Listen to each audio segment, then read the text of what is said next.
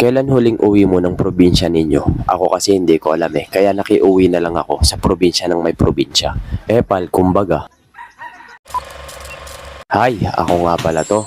Dito mo, Ewis. Total, makikiuwi lang din naman ako sa may probinsya ng may probinsya. Isasama ko na kayo. Sama-sama na tayo together. Totoo nga yung sabi nila na mas magiging magastos ka pa bago yung bakasyon mo kesa sa mismong bakasyon mo. Kasi naman, bibilin mo yung mga dadalhin mo, pati yung mga kailangan mo, pati yung mga hindi mo kailangan, nabili mo na rin. Bali, 10 days nga pala kaming magbabakasyon sa probinsya namin. Wow, namin. Probinsya pala nila. Kaya dapat hindi lang ready, dapat convenient din. Tinimbang ko na nga rin yung mga dadalhin namin. Kesa naman sumobra kami sa bigat at mapagastos pa kami sa airport. Hassle na, gastos pa. Syempre ayaw natin yan. Pero kung sadyang marami kang pera, PM mo ko. Send ko sa'yo yung Gcash ko. Oo nga pala, yung mga anik-anik kong ginamit, andyan lang yan sa may comment section. Baka kailanganin mo rin. So ayun na nga, andito na kami sa may Terminal 3. 2:30 pa yung flight namin, pero 10 AM andito na kami. Ganun daw talaga eh. Wala tayong magagawa.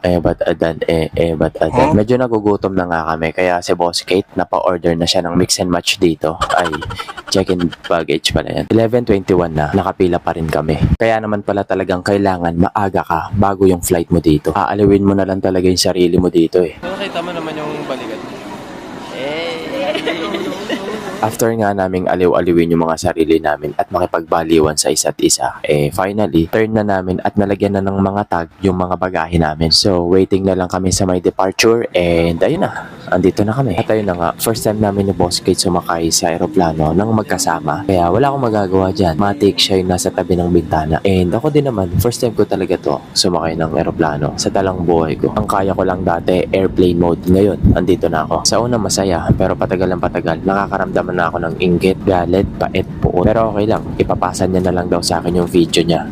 Galing. So ito yung magiging view niya buong biyahe. Ang ganda, di ba? Tapos ako, puro ulo yung nakikita ko buong biyahe. Pasilip-silip lang, ganun. So, naintindihan nyo na ako, no? After 1 hour, nakalapag na kami sa airport ng Tacloban ng safe. Thank you, Lord. Tapos, simula dito sa Tacloban, 3 hours pa yung mabiyahihin namin papunta doon sa mismong lugar nila, Boss Kate, sa Biliran, Kaibiran. Gabi na nga pala kami dumating dito. Madilim na, kaya hindi na ako nakapag-video-video. Kaya, umaga na to kinabukasan at 10 araw akong mag-i-stay dito sa napakaganda, sariwang hangin, tahimik, mabagal na pamumuhay, malayo sa syudad, malapit sa tuba. At ayun, medyo mahaba na tong video ko at sa mga susunod na araw na lang yung ibang probinsya life. At ayun, ipapakita ko sa inyo yung mga kaganapan dito. Yan lang muna sa ngayon. Enjoy nyo muna yung view ko ngayon.